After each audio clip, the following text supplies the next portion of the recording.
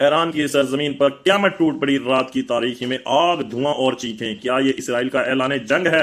تاریخ رات 12 جون 2025، وقت رات 1:50، جبکہ جگہ تہران، اصفہان اور کرمان۔ اچانک آسمان پر میزائلوں کی بارش شروع ہو گئی۔ نامعلوم طیاروں نے ایران کے حساس فوجی اڈوں کو نشانہ بنایا۔ تیز دھماکے، چیخو پکار اور آگ کے شعلے۔ اس حملے میں اب تک 19 ایرانی فوجی شہید ہو چکے ہیں، جن میں 13 ایئر ڈیفنس آفیسر ہیں اور 2 میزائل ٹیکنیشین ہیں اور ایک اہم جنرل بھی شامل ہے۔ حملہ کس نے کیا؟ ایرانی حکومت کا اشارہ براہ راست اسرائیل کی طرف ہے۔ ماہرین اور خفیہ رپورٹس کے مطابق یہ حملے اسرائیلی F-35 جنگی طیاروں اور ہارپون ڈرونز کے ذریعے کیے گئے ہیں۔